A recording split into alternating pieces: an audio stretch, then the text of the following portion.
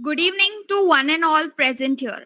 We welcome you to the sixth session of series celebrating the 10 glorious years of Sattva Homeopathy.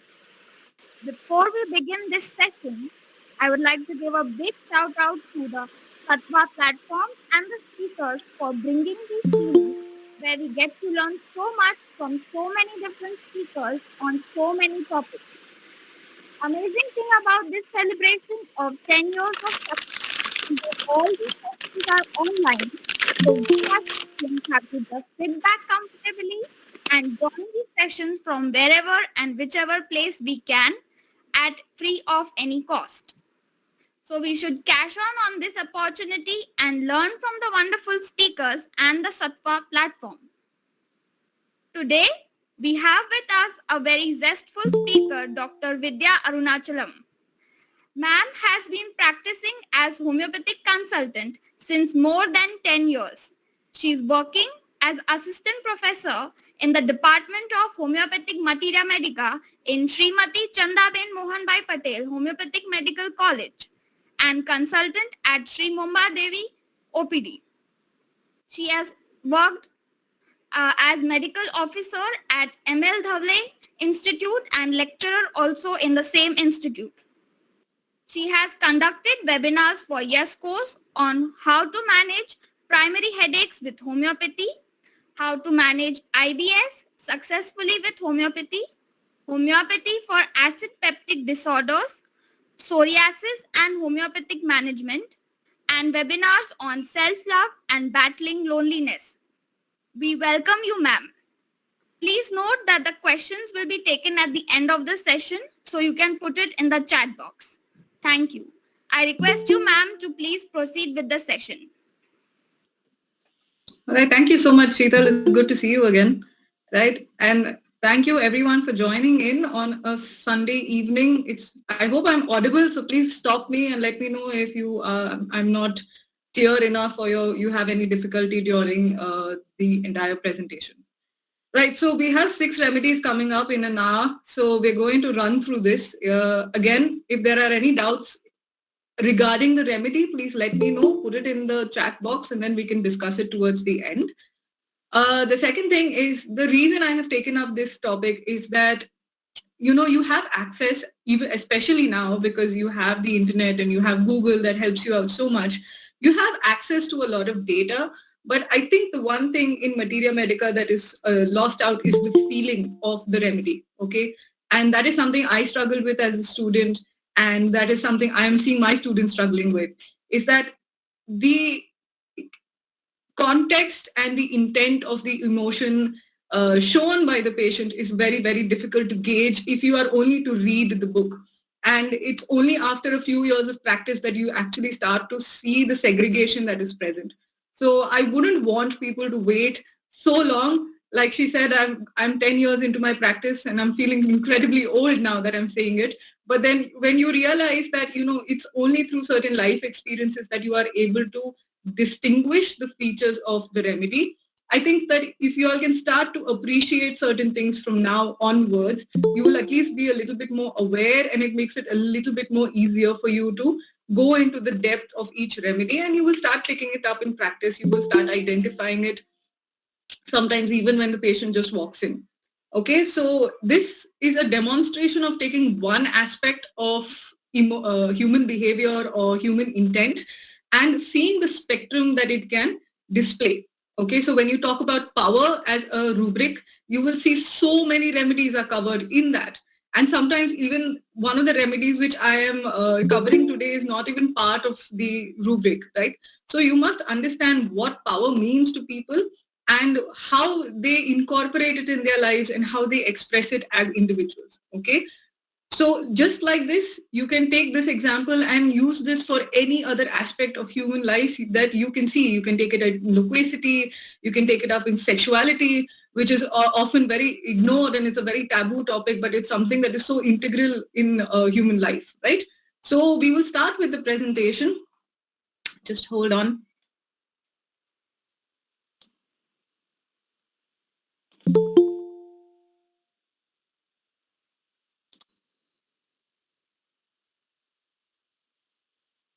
Yes. So power play in materia medica. So first we will go and look at what power means, right? Anybody in the comment section, can somebody please illustrate what power means?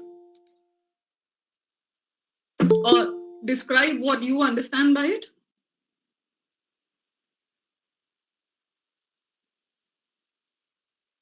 Strength, correct? Physical strength, willpower. Power is a kind of strength, absolutely. Authority, yes, very good, right?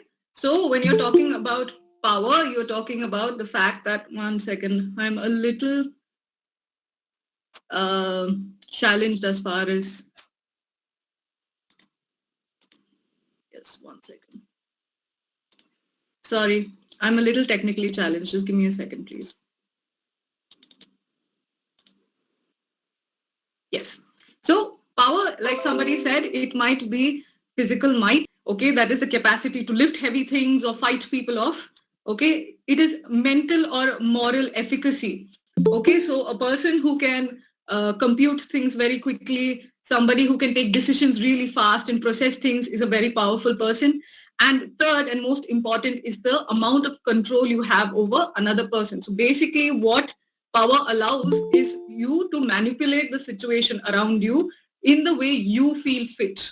Okay.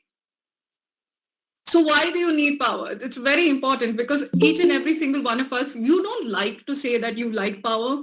Okay, that's never going to be the case. But you will always see that people inadvertently try to gain some kind of upper hand in the situation.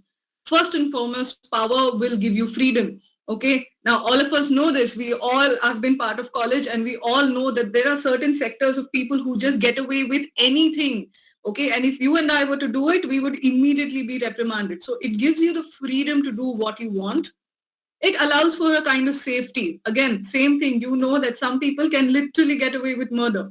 Okay, you've seen this in your siblings, you have seen this in your classmates, you have seen it on the road. People who possess a certain quality can get away with breaking the rules or doing whatever it is that they feel like. So they feel a little safer. And the third thing is it allows you to win. Again, winning means you get to do what you want. You can't get to come on top and basically succeed in whatever it is you are endeavoring to do. Now, what is the use of power? Now, this sounds a little silly that you think that, okay, of course, anybody would like to be powerful. How does it even matter whether it has a use case or not? Okay. The first thing is, like I said, it provides protection. Okay. Now, it provides protection to yourself. And if you're a powerful individual, it is likely that it will provide protection to other people around you. Okay. Now, this might be something a little bit more broad spectrum, like, you know, you are part of a powerful family or you come from a particular background and that kind of gives you a little bit of hold over other people, or even something a little bit more subtle, like if you go and say that, oh, I am part of this school, or if I'm part of this college, and people will automatically look at you with this, you know, elite status. So it provides you a layer of protection. People will, you wouldn't have to prove yourself as much as another person would. Self and mass prosperity. Now, if a person with power is a little sensible, like kings, you know, they try and they promote prosperity. So, for example, a king would want agriculture to prosper. He would want trade to prosper. So he would also get rich, and his subjects, or the people who are part of his kingdom, would also automatically live better quality lives. It provides tremendous confidence. If I know that I can get away with doing whatever I feel like, I wouldn't feel so bad about being silly. Okay. And that is why you see a lot of people who are children of influential people, in the sense of people who have a lot of money or politically strong. They do the most bizarre things. You would wonder why they are so out of control. They get, you know, sometimes they get drunk and then they'll walk on the road. But then for them, it doesn't matter because they know that nothing is going to happen to them. Okay, there's always someone who is ready to take care. So it gives them a lot of confidence and it allows them to push boundaries and explore a little more. It's not always a bad thing. Sometimes it is because you have a very secure and a very stable background that you are able to come up with a lot of innovations, which comes to the next point, that you have the capacity to bring changes. Now, you have always seen that princes, right? Once the father passes away and he becomes the next king, he will always try to overcompensate, or he will try to do better than his father does. Okay, and because of that, there are a lot of people beneath them who get an advantage. Okay, and like I said, it produces ambition and improves innovation. Now, if you are a person who is frightened, somebody who is stuck in the rat race, who's insecure, you are always only focused upon bare minimum. Okay, that I want a job, I want to earn money, I want to pay my bills, and that's it. I will start living my life like that and I will die like that. But if you have a little bit more prosperity, you have a little bit more power, what starts happening is that you start to look up and above that bare minimum. And then you start to say, okay, now I have, but I'm bored. Now I want to try and find new things. And that is how you see growth happening. Okay, so it provides a level of ambition. It provides a level of space in where people can then start to explore and think a little bit about different things and then bring that into actuality. Now, very quickly, we will talk about the types of power. Okay, types of power. Now you just need to listen to this. It's very interesting because now once you start understanding this, you will start automatically thinking of remedies. The first is coercive power. Okay, so this involves using a threat to make people to do whatever it is that you want. Okay. Now, usually coercive power is usually thought about as an aggressive force. So, for example, if you don't listen to what is told, you are going to be suspended or rusticated from this college, or you are going to be beaten up. No one's going to beat you in this college, but wherever else, maybe at home. If you don't clean your room, I will give you one back. Okay, so coercive power very often is thought of from an aggressive and a very active standpoint. But actually, one of the most, forceful and strongest coercion comes from guilt. And I think a lot of gentlemen from our list will understand that tears are not, is a very, very strong force, right? It's very difficult for you to act against tears. So very often you will find people using that to make you feel bad and guilty, and then eventually you will start to do what they expect you to do. So that way, if you see, Pulsatilla is incredibly powerful as a remedy. She will use her tears as a weapon to get away with anything or get people to do whatever she wants. Okay, so coercive power isn't necessarily always a very aggressive thing. It can be very passive aggressive. It can be a very mild tone, but you will automatically start feeling that restriction, and you start feeling compelled to do what the other person wants. The second is reward power. Now, this is very simple to understand. If you work really well, what will happen is that a person will give you a reward for it, right? So a bonus or an incentive or raises, all of these are aimed at making the person work that much harder and that much better in quality, so that and you give them a little reward by the end of the day. What will happen is that they also feel satisfied. Now, again, similar to coercive power, reward power is not just about a material thing, but it can also be something that makes you feel really, really well. So at the end of the day, you're super tired and your child comes and gives you a hug and a little kiss, and you just feel so satisfied that, okay, whatever I'm doing, it is worth it. Okay, so that reward power is, again, a very, very strong thing that works. These are a little bit more technical. So legitimate power is what a chair holds, like a principal or a CEO or your manager, someone who has power because of the position that they hold. Now that power goes away immediately once that position no longer makes any sense. So for the biggest example I can give you is that till internship, you guys treat your teachers with a certain level of fear and a little bit, you are a little aloof, but the moment you leave college and you are no longer under their control, you start becoming a little bit more casual, you become more friendly, you have a little more ease, because that chair no longer has any power over it. Expert power, an example that I can give you is your honoraries who come and teach you, people who are surgeons who have worked outside in hospitals, and just because of the amount of work they do, the number of patients they deal with, they become so good at their job that they become experts. And there is no chance that you will question them when they are in front of you. Another good example I can give you is your mom in the kitchen. You just know she's so good at what she does that you will not question what she says. You will keep exactly what she wants, where she wants it, because she's the boss over there. Okay? And referent power is something that you will see in celebrities. Okay? Now, I don't mean to be mean to anybody, but then if you see that most celebrities are people who do very not important jobs that way. They're usually entertaining and they get paid bucket loads for it. And as such, we don't really need to give them any bhav. But the fact that so many people know them and are entertained by them, and they just have that movement over people. So whenever they enter a room or they go to a particular place, they're automatically put on a pedestal and given preferential treatment. Okay, so for example, if a celebrity was to walk into the airport, the likelihood of them being escorted into the plane first is very high just because they're well known. Okay, so that is referent power.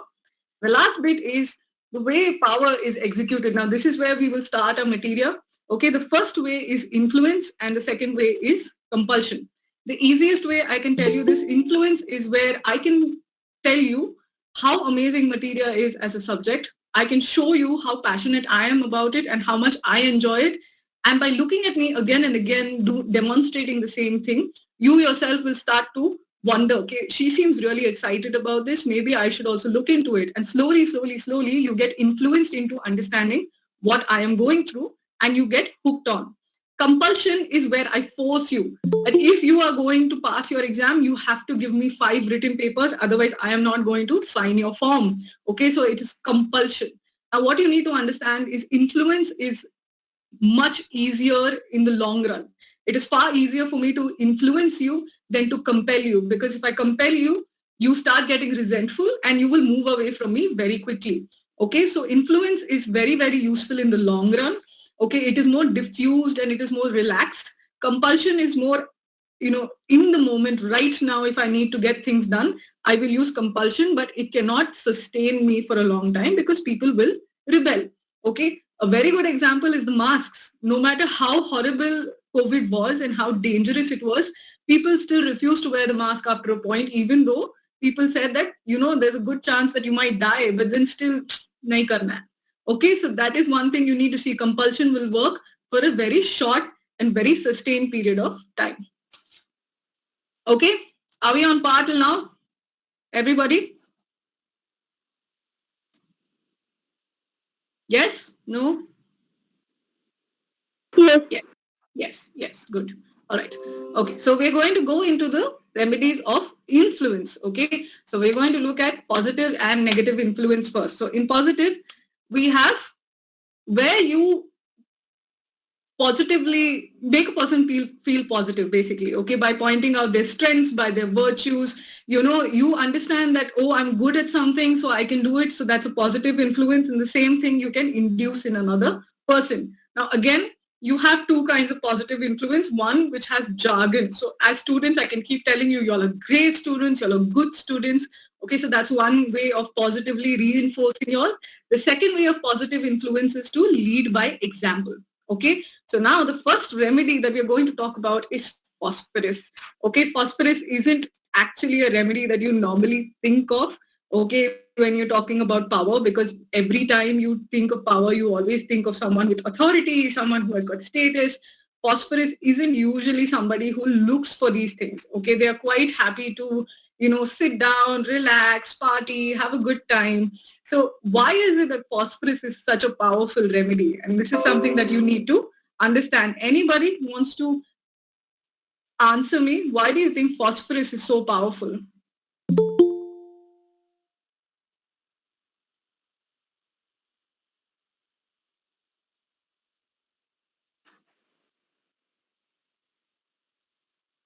Charming. Yes. What is the word? What is the word for phosphorus? Charming is correct. Get the work done with their charm. They're very magnetic. Okay, magnetism. Okay, so when you're talking about magnetism, it isn't just looking and saying, oh, it's aesthetically pleasing. It draws you in. There is so much of an allure that is there in phosphorus. You cannot resist them. They are just so powerful in that particular way. Okay, and the reason you feel like that is because they introduce something in you. So either they make you feel powerful in your themselves, or they will show how much fun they are having and you get attracted to them in that particular manner. Okay, so they mesmerize their audience. You cannot, when a phosphorus dances or when she sings, you just cannot take your eyes away from And that is because they are so in touch with their emotions, and it is so easy for them to display it. They are not ashamed. They don't feel, my God, what will people think? They are just so engrossed in their emotions that it just comes out of them. And one of the biggest examples of phosphorus is our children. Okay, they are just so mesmerizing. No matter what you do, you can't help but pay attention to them, look at them, engage with them. When they laugh, you laugh. Okay, how many of those baby videos have you seen where the child giggles and you will end up laughing yourself just because, and it would be such a silly reason like tearing of the paper or making a silly sound, which otherwise as a human being you might just, you won't even look at it. But then just because a child is so engrossed in that laughter and he's having such a good time, you will end up feeling the same way. They draw in other people with their lack of inhibition and vulnerability, and they're usually kept close because they make you feel very, very good. Okay, so now this again, if you listen to a lot of people, the way they talk, they will say that I really like being around children. They're so free and they're so happy and they're so non-judgmental. And the reason they are kept close is because they make you feel very, very good. Now, one other example I can give you is of dogs. Okay, the reason dogs are loved so much is because they are unconditional. The moment they see you, they start wagging their tails and they're so high energy and they're so happy, and you also feel so good. So many people say, I was feeling low, but the moment I met a dog, I felt so good. Like it was an instant rise in my mood. Okay. So phosphorus has that power. That is what you mean by magnetism. Okay. And that is what ironically they desire from other people also. Yes. So when you see eyes like this, it is just something that you cannot resist. So charming and so magnetic. They have like those big, big eyes. If you've seen the material, they will have that same description. Beautiful eyes, long eyelashes, very delicate. Okay. And you somehow see a baby like that, it will be difficult for you to go and not pull the cheeks and just touch it once. Like it's just so, so alluring. Or same thing with puppies. Okay. So that is the magnetism that they have. Incredibly naive and innocent. Now, most people, if you and I go and tell, go to somebody and say, I don't know anything about finances and I don't know anything about taxes, most likely you will get, criticized. You become so big and you don't know what sort of nonsense person are you. But then when a phosphorus goes with the big, big eyes and says, Kya karu, mujhe kuch nahi aata hai, please help me, the likelihood of 10 people coming and helping them out is very high, because they just feel, that they cause you to feel sympathetic towards them. Pulsatilla is very similar, by the way. Phosphorus is more active, they are more tubercular, whereas Pulsatilla is more passive and she is the damsel in distress, right? So phosphorus looks at you and they will try to bring you out of your sadness, whereas Pulsatilla will move you into sympathy with her sadness. Okay, I hope that distinction is a little clear. Okay, but then the naivety and innocence of a phosphorus is undeniable. And even many times, Geet from Jab We Met is an excellent example of phosphorus. She just says what she wants from her mouth, like anything that she feels like. And when she says it, it's cute. Okay, in that scene where she says, Ullu ke pathe, she starts to shout at him, and then you all become so happy that, oh, finally she started shouting at the guy. I'm really, really pleased with this. Okay, and the reason you feel like that is because she is so uninhibited and it is so innocent the way she says it. Okay, if you were to analyze all the actions she took throughout the film, they were really idiotic. If you and I did it, we'll get 2 tight slaps from our parents saying that did you not use your brains? But because she is the effervescent personality that she is, she gets away with it. Okay. Oh yes, and they love to enjoy. They are absolute party animals. They are the life of the room. And to keep them happy, people are ready to do a lot of things. These are the type of people, and mostly girls, yes, because we, believe it or not, we do have a slight advantage in such things. Okay, so what happens is that people will work very hard to keep girls happy, especially, or a phosphorus happy, just so that they can vibe off their happy energy. Okay, so you will see them partying, you will see them enjoying themselves, and the moment responsibility comes anywhere around them, they will bounce from the situation. Okay, so they absolutely do not like any kind of responsibility. And that is where you will start to see the tubercular aspects of phosphorus coming up. So whenever they start to get restricted, their demands are not met, you will start seeing them start decompensating. Okay, you will see them start to become fearful, they become clingy, and then they'll become angry. And you have to remember it's a tubercular remedy. So their anger is violent, it is aggressive, they will abuse, they will be profane, okay? And they might even accuse the person for not being helpful enough. So you have to know that phosphorus is they can slip on a dime. They're very, very impulsive that way. And that is one of the primary reasons that um, they are not pro-commitment, because the moment you commit, you have to contribute to the relationship. So a phosphorus will stay in a relationship that can provide a lot for them in the manner of materialism, steadiness, all the boring aspects can be taken care of, and phosphorus will be in charge of the fun. Okay, so as a mom, she'll be capable of taking care of the kids in the sense of entertaining them, making nice food for them, thinking of fun games and activities for them. But you tell her to do the taxes, you tell her to sign the journals, the books of the children, or you ask her to sit down and make them study, she will get very harrowed. I actually had a patient, okay, she was a mom of two small kids, like they were toddlers. And when I was taking her history, she was very cool about most of her history. There was no major conflict, nothing. But when she started to speak about her Aya, the person who took care of her kids, she became tearful. Like literally there were tears in her eyes. And she's like, Doctor, agar wo chali jayegi to pata nahi kya ho jayega mujhe. And I said, why? Why do you say that? Because saying, बस पूरे दिन काम करके मैं आ जाती हूँ घर पे और ये दोनों बच्चे मम्मी मम्मी मम्मी मम्मी करते रहते हैं. I cannot bear it, doctor. I just cannot stand it. And for the most part, you would probably be very judgmental of a woman who says that, because you think if a mother doesn't care about her kids, God knows who's going to care about it. But it was funny, and I actually felt sympathetic when she said it, because it was so restrictive. The responsibility was it dampened her spirit. So, she became very depressed and she became very unhappy. And that is where you will see the indifference of phosphorus coming up. Okay? Understood? So far, are we cool? I'm going to keep asking because I just want to know that you guys are receptive. Okay? Nice. Okay, so we go to the next one. Okay, so sorry, they use their charm and goodwill to have others do things for them. Okay, they avoid responsibilities as much as possible. They want an easy, free-flowing, fluid life, that I want to travel, I want to get into art, I want to leave my job and try something else. I want to be able to do that.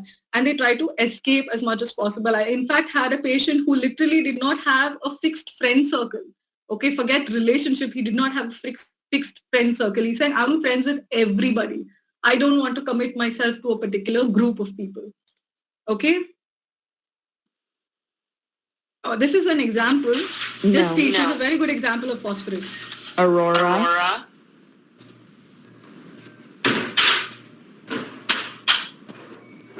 No, ma'am. Okay, so she's an excellent example of phosphorus where, you use your cuteness and your eyes and your charm to get your way. And the moment she doesn't get her way, she's so sad and so dejected, and you feel bad for her. That's beer she wants to drink, and she's a toddler, but then you still feel ki ek sip dila de to kya hota hai? It is not dangerous, So that is the influence of phosphorus has. Okay, just 1 second.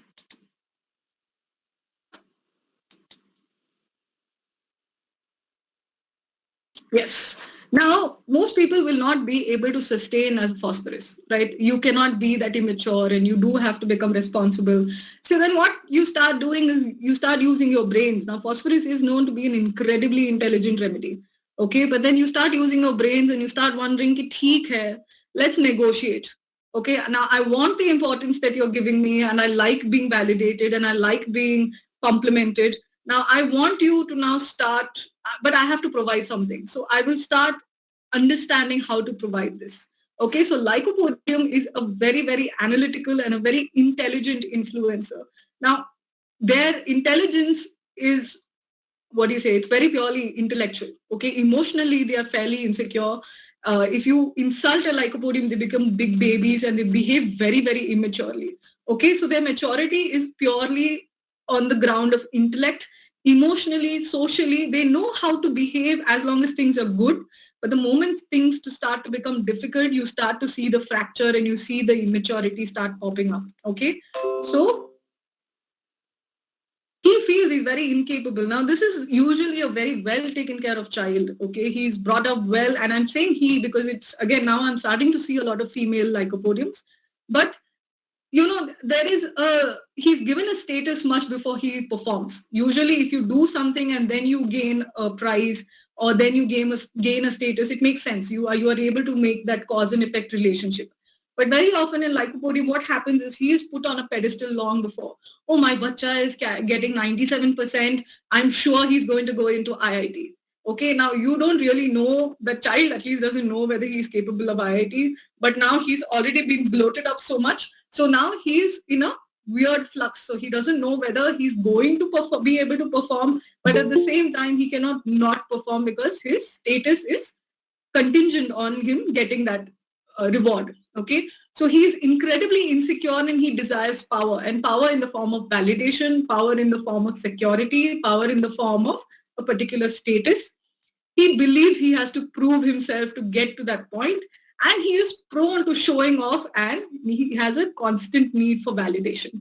Okay, so what happens over here is that he is not sure whether he's performing well. So constantly he will keep asking you, am I doing good? Am I doing good? Am I doing good? And showing off actually is one way of fishing for compliments. Don't you think I look smart? Right? Those little kids who dress up nicely and they'll come and say, am I not handsome or am I not beautiful? See, and you will agree with them. You will not be a mean person and say, no, you look stupid. Okay. So that constant showing off is actually a necessity for you to validate them. They will keep looking up to see if anybody is contradicting their showing off. Okay. And they want to be the boss, because a boss has status and a boss no one's going to shout at a boss. Okay. So they want to be at that level.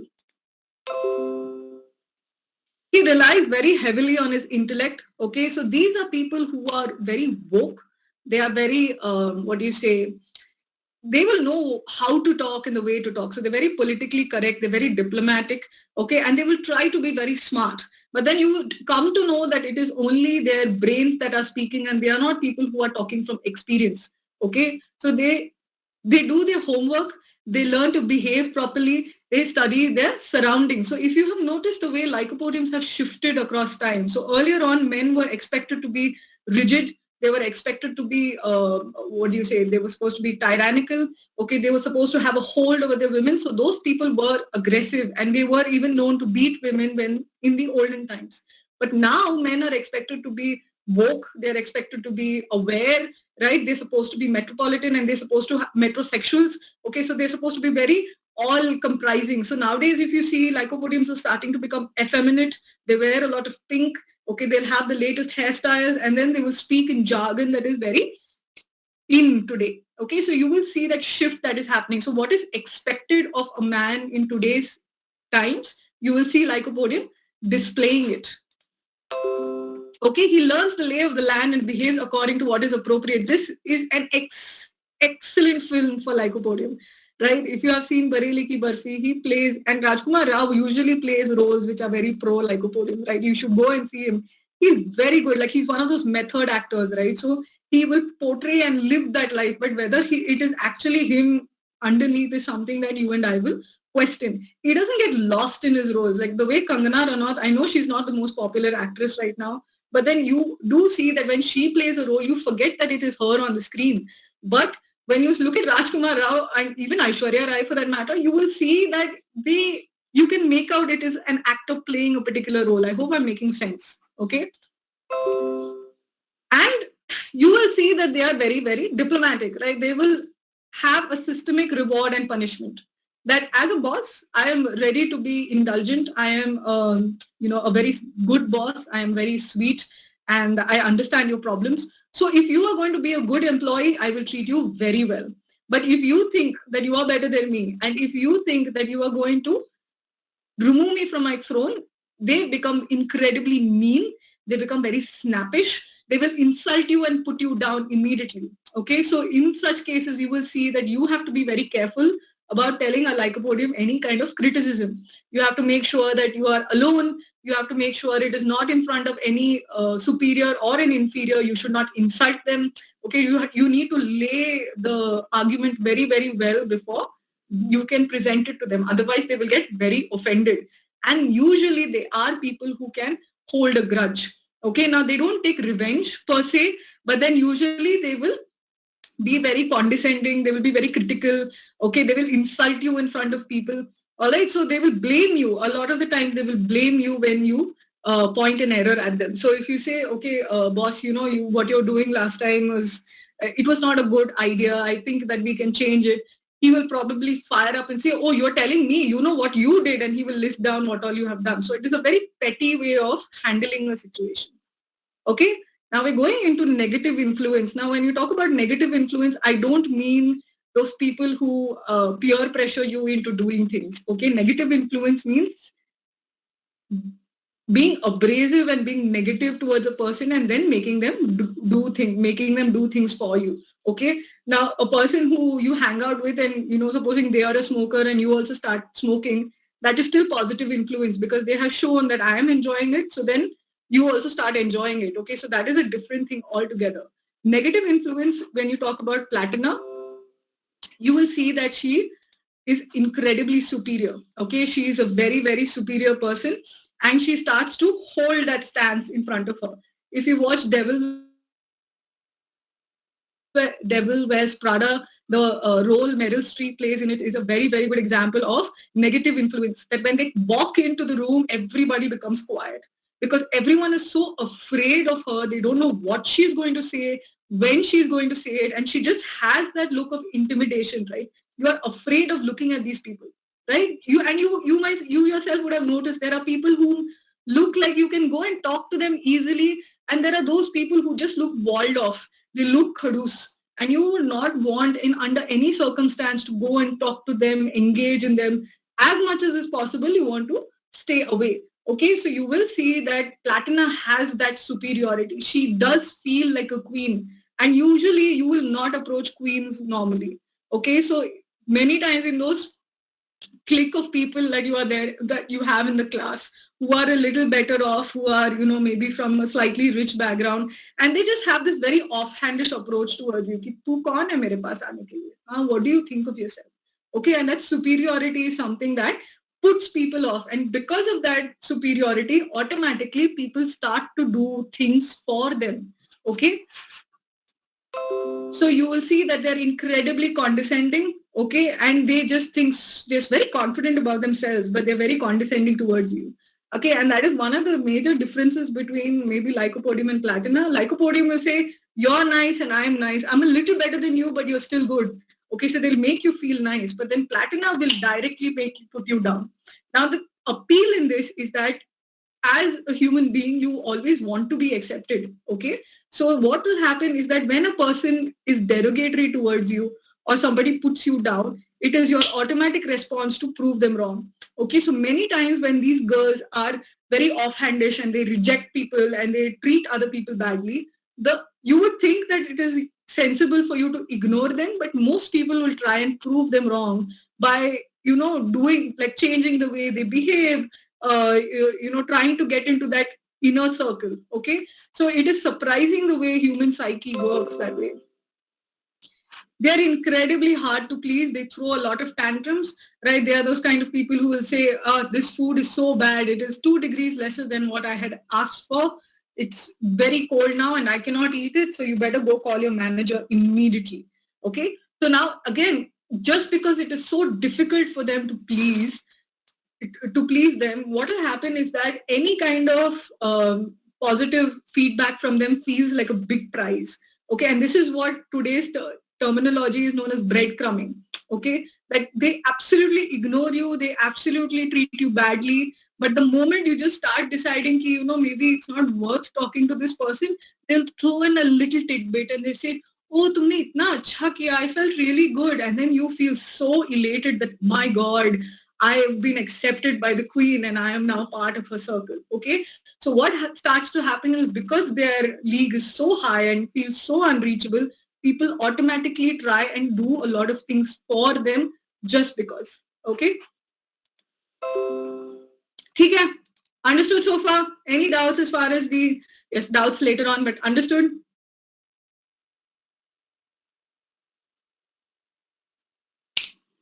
Good. Good. Okay. So now you've understood influence. Now we're going to go into compulsion. Now, please understand, I am using these as an example.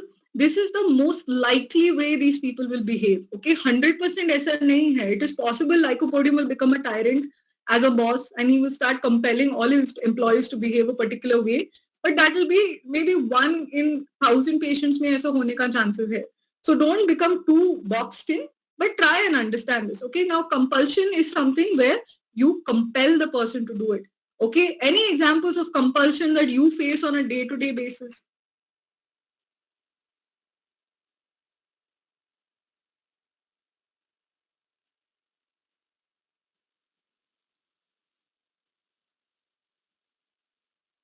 Yeah, anybody? Any example that you have?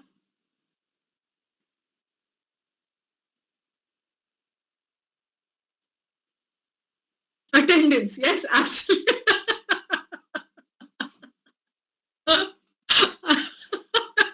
I hope you were not compelled today. Writing journal, yes. Okay. Okay, I'm not going to comment too much on this because I think I might get into trouble otherwise. But yes, absolutely, something you do not want to do and you are forced to do it. Okay, so when you're talking about compulsion-based remedies, you are going to again get divided into negative and positive. Okay, so your positive compulsion is your aurum metallicum. Okay, so aurum met is a very stressful remedy because they have got such high standards and they just compel you. You know, those kind of people who just are so good at what they do and they're so morally correct and they're always perfect. And when you're around them, you don't, even if they don't say anything, you just feel so compelled to behave the way they do. Okay, and because they are so clean, you will also have to be clean. And because they are so eloquent in the way they speak, even you have to speak the same way. And it is annoying, but it is a good thing because it starts to make you improve, right? So they have very high moral standards. They believe in efficiency and have very, very tall benchmarks, right? We had our we had a professor in our postgraduate college who was like this. Okay, he was just so efficient and he was so perfect in his work that every time we had to submit something to him, it used to be stressful. We would submit it and he would respond to it within 3 hours. Like he would do his duty so well. And you know the amount of guilt we would undergo when we would not be able to submit it on time, because we knew that no matter how bad his schedule is, no matter how busy he is, he will do his duty no matter what, right? So they just set that high bar. And the thing is, they practice what they preach. So that makes it that much more difficult. So a person who is a hypocrite, it's very easy. You feel, in fact, very vindicated. Ki tum kaun sa karte ho ki you're telling me, okay? But people like this make it very difficult because they themselves are such staunch practitioners of what they are preaching. They just don't give you a choice, okay? They're taskmasters. They are very, very fastidious. They are the kind of people who say, if it's an 8 o'clock class, you should be present here by 7:57, and by 7:59, the presentation should start. It should be on the board so I can start talking by 8 o'clock.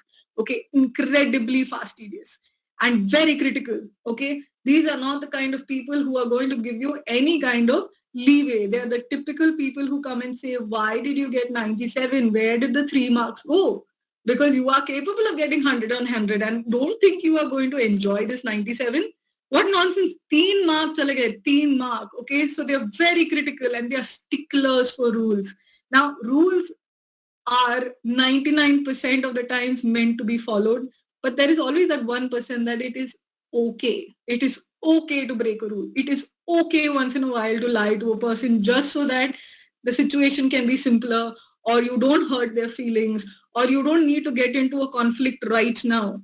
But no, they will follow the rules to the T.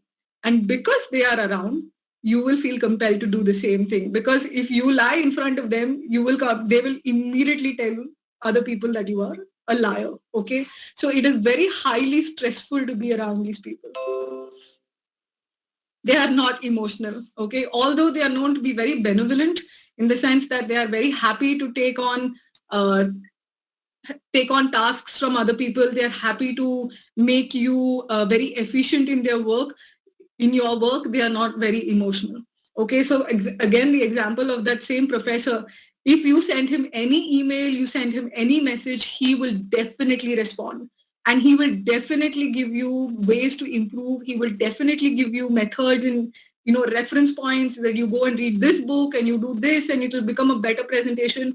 But it would be so thanda. Like there was never any good job, you are amazing. Never, never. It was very very, very clinical, and it was very sterile, like it's a very surgical thing that he did, right? And so the thing is, there are two things, right? Aurum is very sensitive emotionally. Once they have been hurt, they kind of close off. And the second thing is emotions are messy and they make you inefficient. So emotion ko lane ka hi nahi beech mein.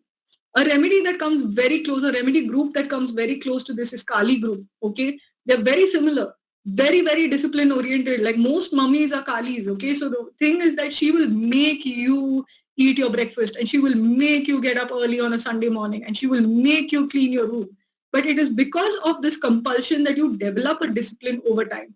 It is because of the compulsion of writing journals again and again that you will develop case analysis and case processing. The capacity to do it free flow and on autopilot will only come if you solve those many cases consistently. Okay, so then I'm very glad you guys gave me that answer. It gave me a good reason to justify why you have to write journals. Okay, but it is only through that process again and again and again that you become good at it. Okay, so that is why sometimes it feels like a pain, but then compulsion has its benefits. So this I've already covered, that they practice what they preach, and it again becomes a very difficult thing to bypass them or run away from them. And the unfortunate part is now they are not very approachable people, right? Like they're not people who are warm. They won't give you a hug. They won't say nice things about you. If you say that, oh my God, I'm so tired, they won't say, acha, acha, come rest, come sit here. Let me turn on the AC and make your life comfortable. Instead, they'll say, thak gaye tum? तो जल्दी उठना चाहिए था ना. If you go to sleep early and you get up early, you will not feel this tired. And they're absolutely right, but it's very annoying. So what starts happening is that because they are emotionally walled off, they will also start seeing that other people will also wall off because ये boring है यार, जाने दो, नहीं बात करना है इससे. They are very annoying and they're very critical. So let me stay away. कुछ काम है तो जाने का, नहीं तो let's not associate. Yes. Absolutely. So then that is where you find that, they start to feel very lonely. They start to feel very walled off. They feel like, okay, I'm the only one who cares about these things. I'm the only person. So they say it's very lonely on the top, right? Most bosses are, in fact, they live very lonely lives because they cannot open up, or they feel they cannot emotionally be vulnerable in front of people. Okay, now this next remedy, now I want you all to really listen because this is a difficult remedy to talk about. Okay, it's got a very broad spectrum, and as I am finding out more and more, I'm seeing more patients, I'm realizing that this has a very, very broad spectrum understanding, but I will give you, again, that the most common presentation of this is lachesis. Okay, lachesis, the negative compulsion, again, it has a lot of passive aggression. Okay, now passive aggression is where, you offend someone, somebody comes to your face and says, listen, what you said was wrong, I don't like it. And you have a dialogue with the person and it gets resolved, right?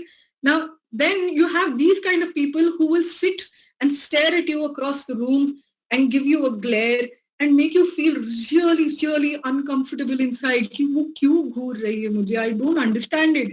And why is she constantly doing it? Okay, so there is a lot of passive aggression that is involved in making people do what you want them to do. Okay, so lachesis is a kind of contradiction in themselves. Okay, they are incredibly powerful remedies. Now you have to understand any animal, and so much so, and as far as snakes are concerned, they are incredibly powerful remedies. Okay, they have the capacity of intellect, they have the capacity of emotions, and they have such strong energy forces, right? They're very active, very creative. Most people are either creative or they are intellectually strong, but in animals, and especially in Ophidia, you will see that there is a synergy, that they are capable of being creative and execute their creation with a lot of precision. So if they get a good background, Ophidia Group can reach the top. They are excellent, excellent leaders if they are happy. But unfortunately, most of the time, they are not happy people.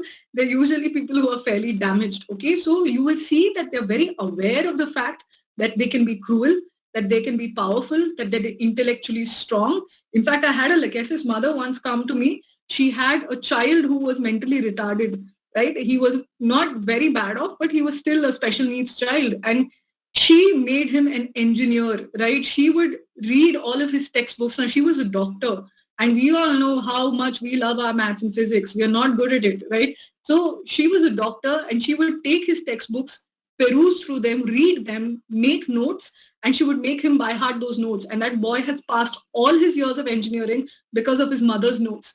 And she told with so much conviction, Ki, doctor, give me 2 months. I will master any subject. It is very easy for me. And when she said it, there was no doubt that she was capable of doing it. It wasn't just showing off. It wasn't like some far-reaching comment. It was something that she meant. Okay, so they're very aware of their power, but ironically, at the same time, they feel very victimized. And the way they usually present it is that people are so jealous of me. बहुत नजर लगती है मुझे. You know, I'm so good and I'm so capable. People usually come and say something bad about me and they will try to bring me down. Okay, so as an animal, usually victimization is strong. Ophidia, snakes in general are usually targeted as animals also, and you will see that occurring in the Ophidia group. Now, the bad part of Lachesis especially is the fact that they will follow the rules. Okay, they will do everything to the T. So you cannot fault them and you cannot tell them कि तुम कुछ काम नहीं कर रहे हो. Very much like Aurum, they are virtuous, they are romantic. So if you look at the rubrics of idealism, you look at the rubrics of romanticism, Lachesis is very, very high on top. Okay, so a Lachesis woman, if she's upset with her husband, she will not leave her husband. She will not say, okay, I'll dump him and get another man. She will want him to do what she wants. Okay, so that way she is very, very loyal. She's very romantic. कि मेरा है तो मुझे यही चाहिए. I don't want anybody else in my life. Okay, so they're very, very loyal and they will follow the rules. So whatever religion they come from, whatever social background they come from, they will follow the norms to the T. Okay, again, this makes it very difficult to argue against them. Very bossy, very know-it-all. They want to be on top of every conversation. Now, this is where Aurum and Lycopodium will fall back and Lachesis will come to the forefront. Like, they do not like it when anybody else speaks louder than them. They need to be right and they need to be the center of attention all the time. So they are, I don't know whether this is only my experience, but most of these aunties or most of these, that typical mummy age group people, they will say something ridiculous. It will be wrong, something about cell phones or something about some food item that we eat, like kurkure is made out of plastic. They will get that information from somewhere and they will argue like they are the scientists who have figured that problem out. Like, the way, the conviction with which they will speak is incredible. And you will listen to them and after a point you'll be like, there's just no point in arguing with them. So let's just forget it. Okay, let them do what they want to do. Let them get their way. It is fine. I am not going to sit and break my head over it. So they're very, very bossy and they're very, very know-it-all. They need to be the one who's correct. And in this case, if you by chance bring them down and make them feel foolish, that is where the next part of their agenda will start. Okay, they're very, very abrasive. Okay, snakes bite. Okay, they dust there, no? They strike very unexpectedly. Okay, so that is usually something that Lachesis is capable of. That otherwise they're very royal. They will look like really charming people, and you offend them and touch karke, they will they can be profane, but then they will definitely insult you. So they're very suspicious, very curt. They're very vindictive. Okay, now so supposing you've insulted a Lachesis, 2-3-4 महीने के बाद she will take that point and she will point it out saying that तुमने बोला था मुझे, you said this about me and I did not appreciate this. The third thing is they will break you down in front of other people because they need validation constantly.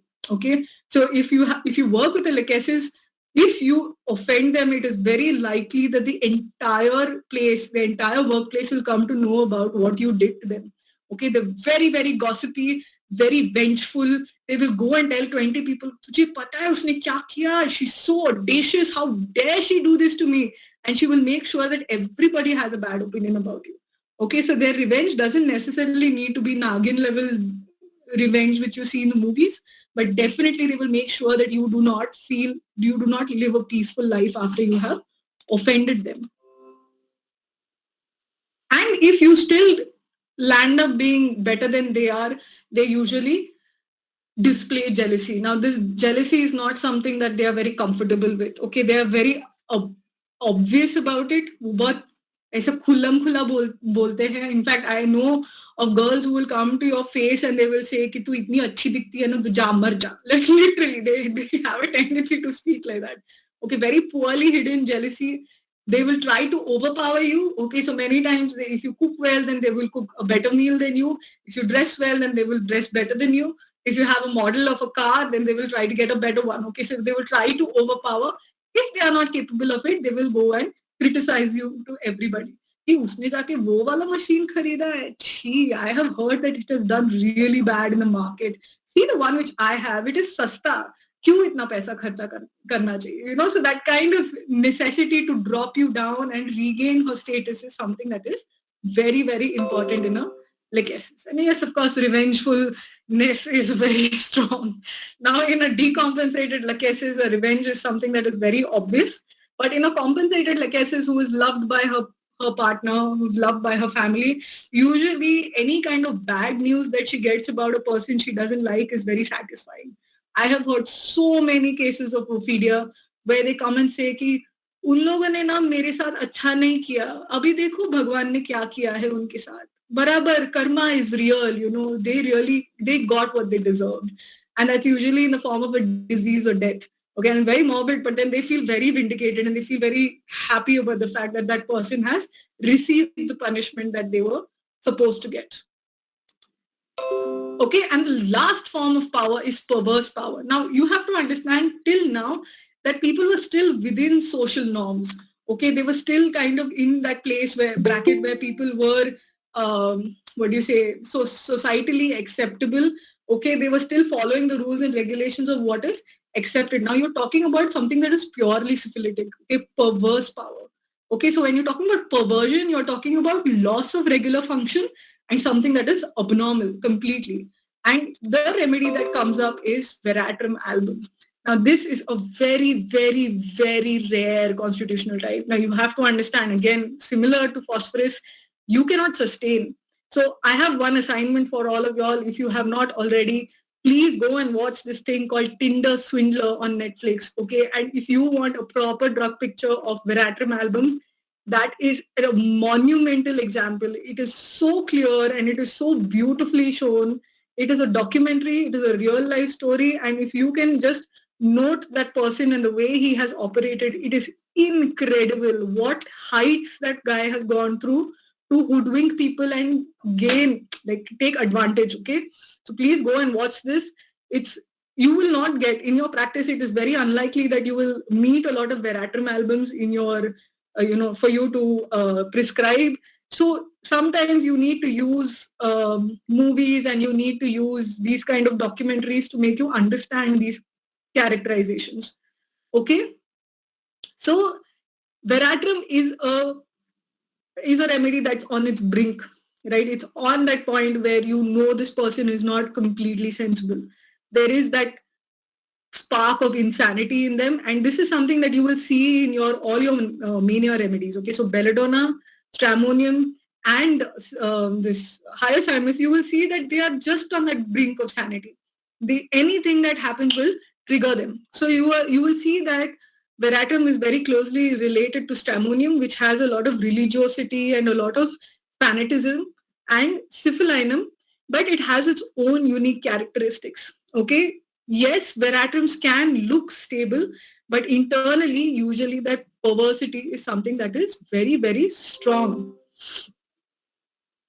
They are shameless, right? The levels of manipulation a veratrum can go through is, they will lie through their teeth. Now, even you and I might justify a white lie every now and then, कि ठीक है थोड़ा सा झूठ बोल लिया तो चल जाता है. But veratrum feels nothing when they lie. They have no qualms. Okay, and again, like if you see the documentary I have asked you to, that fellow felt no qualms in making a fool of those women. Okay, they cheat, they mislead, they act, and they will use all kinds of methods to get their way. One remedy that is a little better, which is dramatic, and it feigns what do you say? It feigns sicknesses, and they what pretend suicide to make people do what they want, is tarantula. Okay, tarantula is a remedy that will go and they'll cut themselves here, trying to pretend suicide. Dekho maine kya kar liya hai, even though your arteries are up here. Okay, so they will do all this drama to get what they want, but Veratrum is just absolutely no morals at all, absolutely none, right?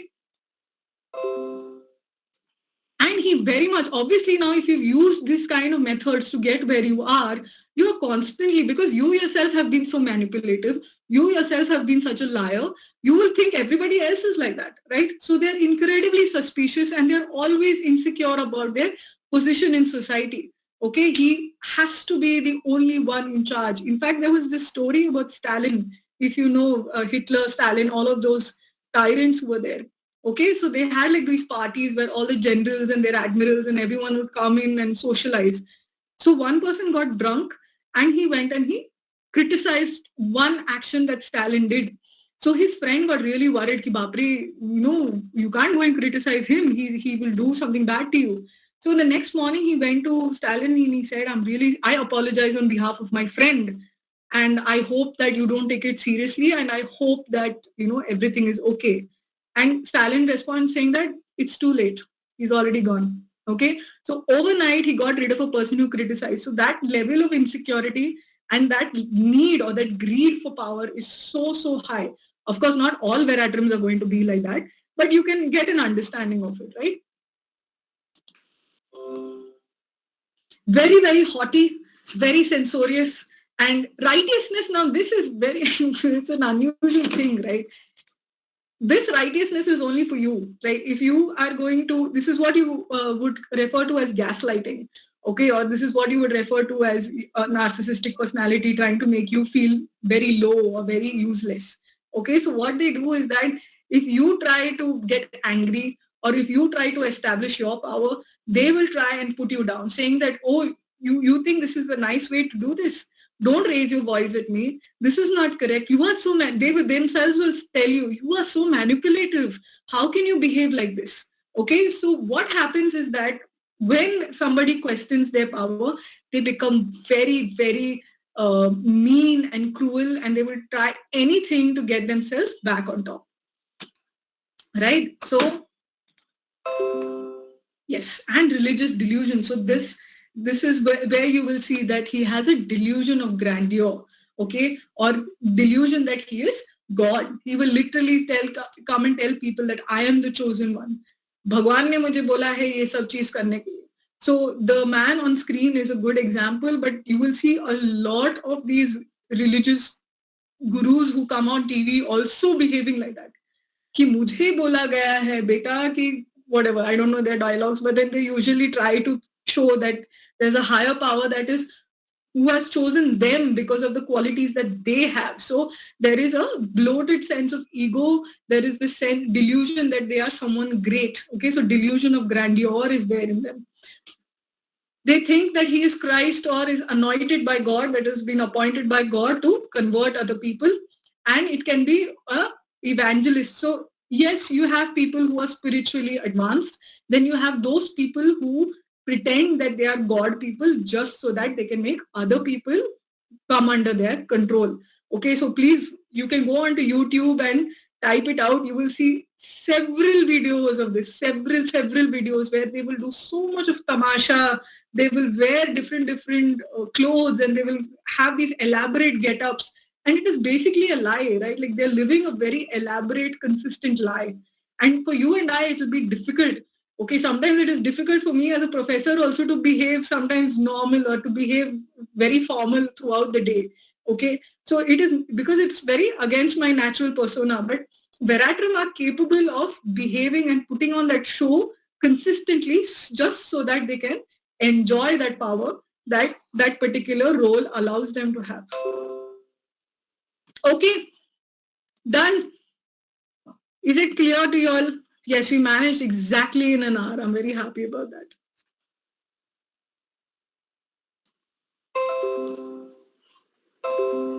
Thank you so much, ma'am. Thank you so much for this wonderful and distinct session, giving a new insight to the remedies. We will take up the questions now.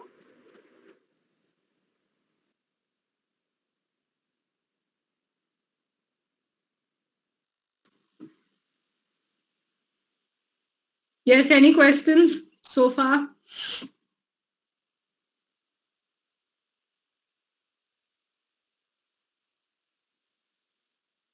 I think not. I don't know whether that's a good thing or a bad thing. So anyway, the point is that the way that power was displayed in this particular presentation, please take up other rubrics. Like I will try to reiterate that please take up other rubrics like loquacity, Mercury power versus Veratrum power. How do you differentiate it? Mercury actually is not that power hungry as a remedy. You have to understand that Mercury is, or if they are, they're just going to be outright tyrannical.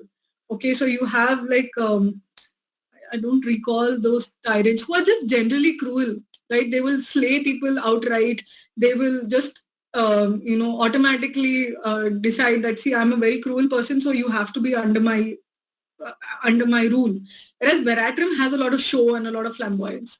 So they do have a need for people to come and say, wow, you did such a great job. Wow, you're so good looking. Wow, you're such an amazing human being, right? So they need that validation also. So there is a level of positivity, right? Veratrum will start to lie and manipulate or start to become cruel when a person antagonizes them. Whereas Mercury right from the start is very clear that, I'm the boss, you come against me, you're gone. I hope that made sense. Moschus would come close to phosphorus, I would think, like phosphorus ke aaju baju aega. Again, histrionic personality jo hai na, if you understand, is that they try to influence people to get them to do what they want by displaying certain emotional features like fainting or dramatization or whatever. So it is more of an influential thing than, yes, compelling ho jata hai, but not so much. Now, and you have to understand, like most of these remedies, their desires are very superficial. Like abhi ke abhi mujhe validation chahiye, abhi ke abhi mujhe, I want you to look at me and be happy right now.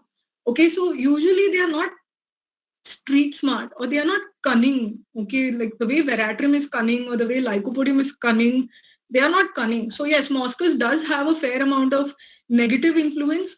Platina you've seen is very derogatory. Moschus will be very hysterical, and again that stresses people out, right? So you will see that you will be very wary amongst these people. So yes, there is a level of power that they have, but it is because they are so erratic that it is difficult to really place them somewhere.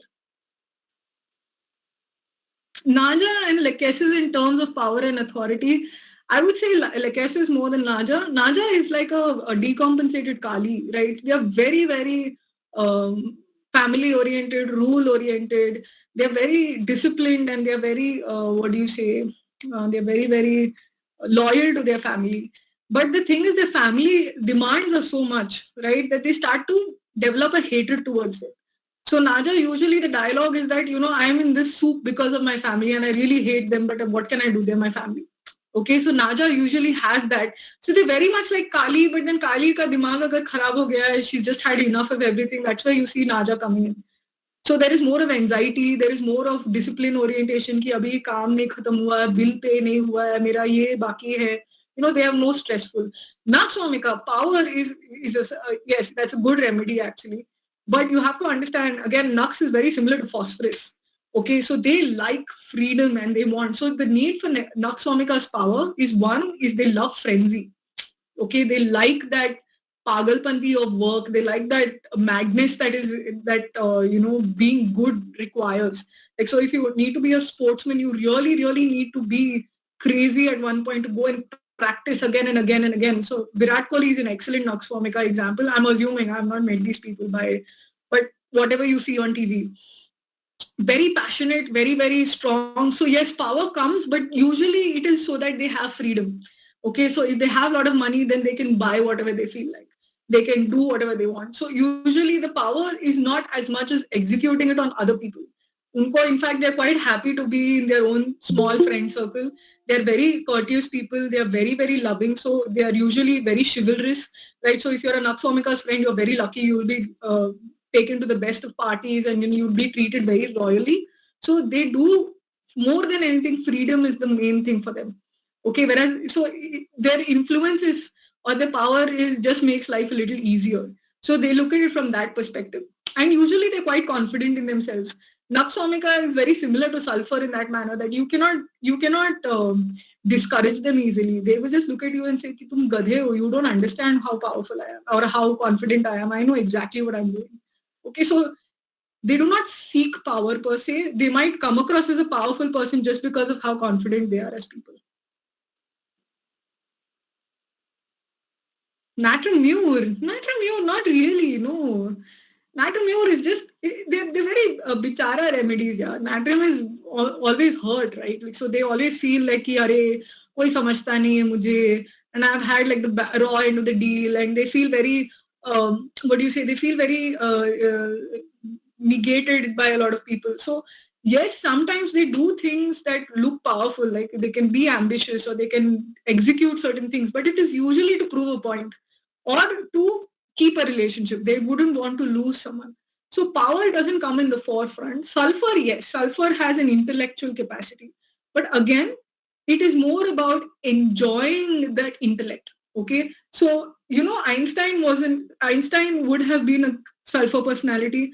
He was just eccentric and he was out of this world.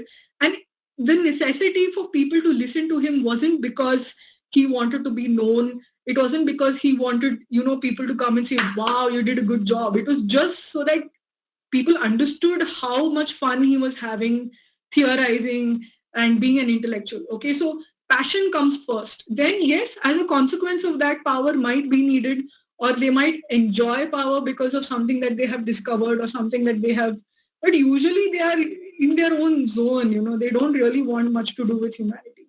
So every remedy that way will execute certain amount of power or would want a certain level of power, but usually the agenda will be something else.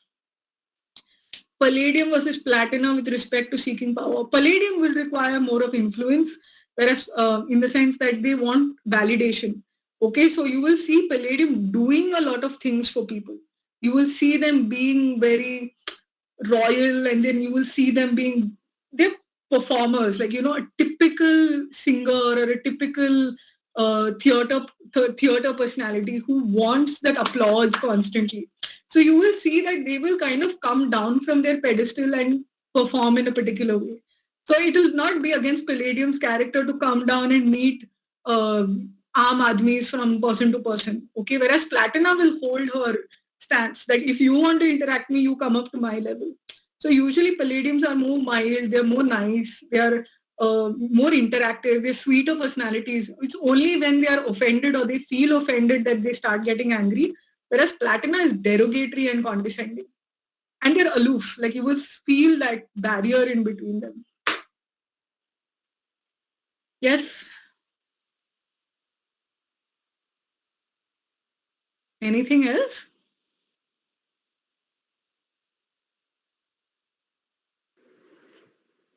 Cool. If we are done with the questions, I would request Dr. Rakesh Gupta, founder of Sattva Homeopathy, to please share his views.